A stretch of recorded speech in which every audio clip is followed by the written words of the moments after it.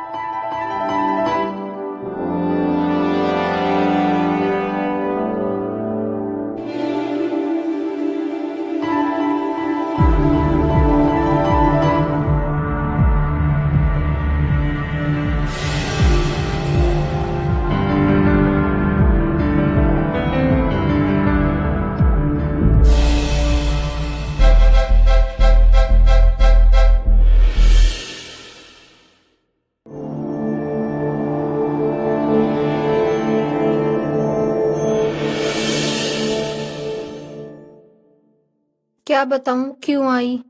बस एक ही जगह पे कैद सी हुई पड़ी है जिंदगी।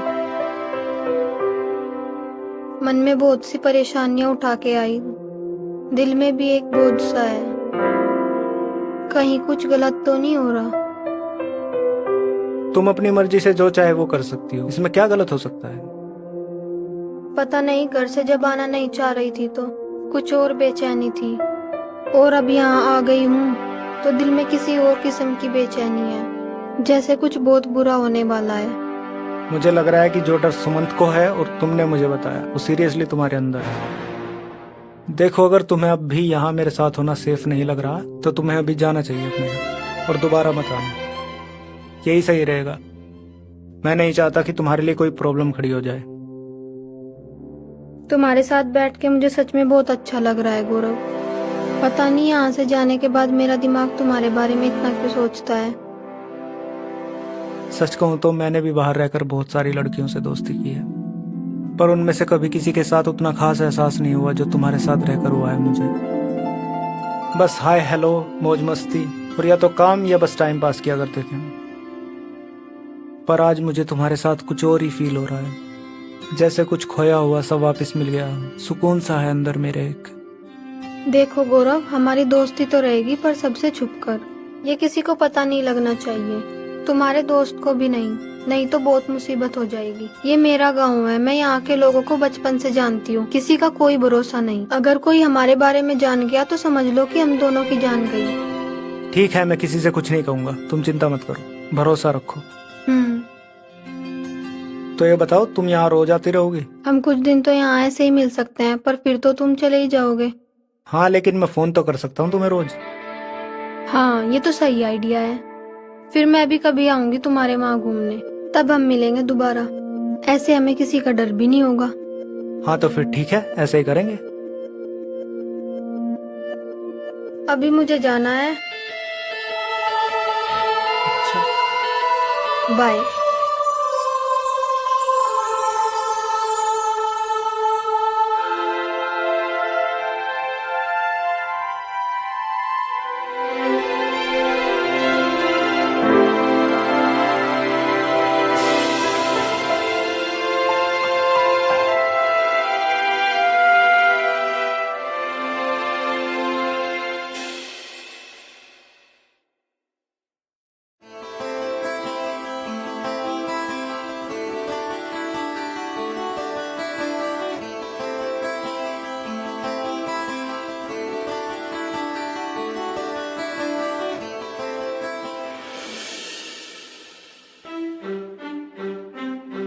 ओ भाई, बहुत गहरी सोच में डूबा है।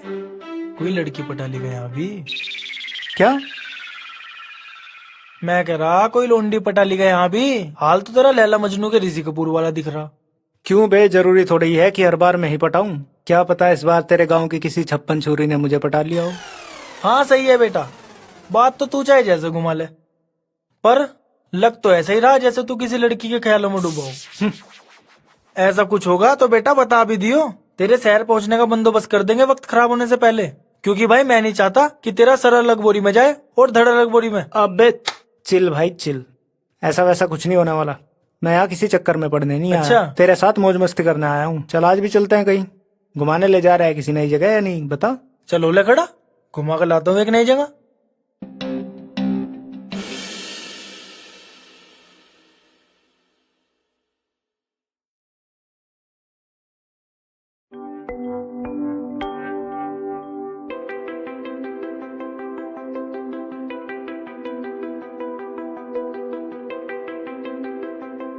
ऐसे ही पड़ी पूरा दिन से, हाथ ना लगा था घर के काम काज बिल्कुल भी। मम्मी आज तबीयत खराब है यार, कुछ कर लो खुद काम।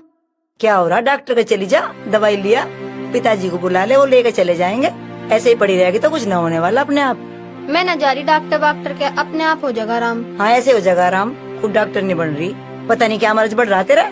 खेत की तरफ तो बड़ी चेकती हुई जावे, घर में आते ही काम देख कर रोग बढ़ जाते रहे। मम्मी यार चुप हो जाओ, एक तो वैसे ही सर में दर्द हो रहा मेरे, और एक तुम्हारी जुबान ये पटर पटर करके सर की नस फाड़ने को कर दिया मेरी।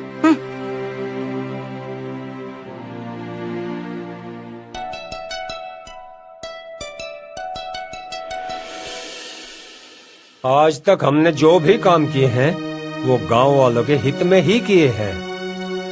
हाँ, कुछ फैसले ऐसे रहे जो कठोर थे, जिससे हर किसी को संतुष्ट नहीं कर सके।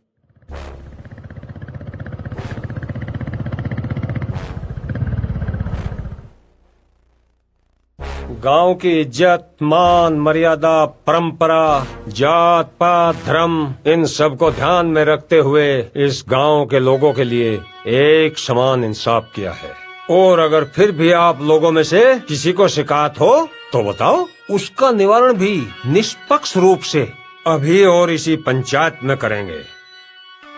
सरपंच जी पंचायत में आए लोगों की समस्या सुनते हैं, गांव वाले एक एक करके उन्हें अपनी दिक्कतें बताते हैं और सरपंच जी गांव वालों की समस्या का समाधान करते हैं। अब अगर आप लोगों का हो गया हो तो आप जा सकते हो।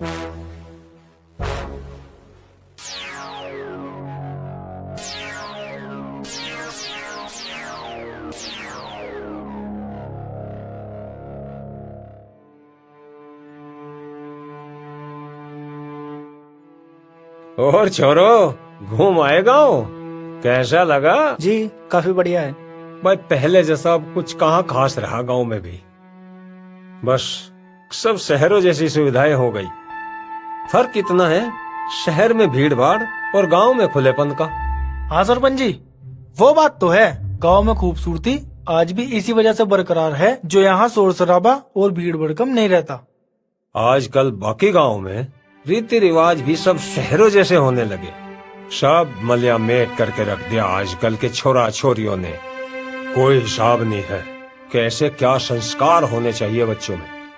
जी लेकिन बेटा गौरव, हमने आज भी अपने गांव की परंपरा को बरकरार रखा हुआ है। इस गांव में छोरा छोरियों के संस्कार वही चलते हैं जो हमने उन्हें दे रखे हैं। सख्त कानून का पालन होता है हमारे गांव में। कैसे? जैसे तुम्हारा दोस्त सुमंत भले सालों शहर में रह कर आया हो, लेकिन इसने संस्कार हमारे गांव के ही सीखे हैं। ये अपनी मर्जी से किसी गैर छोरी की तरफ आंख उठा के भी ना देखे। इसमें संस्कार हमारे गांव की जमीन के हैं, और जहां इसका बाप रिश्ता तय कराएगा, ये आंख मूंद के ब्याह कर लेगा। यो है हमारे संस्कार, जो आजकल के छोरा छोरियों में देखने को ना मिलते। और अगर सरपंच जी कोई लड़का या मान लो कोई लड़की अपनी मर्जी से किसी को पसंद करती हो और उससे शादी करना चाहे? हमारे गांव में तो बेटा या तो उन्हें जिंदा गाड़ देवे, नहीं तो हवन की राख की तरह हवा में उड़ा देवे।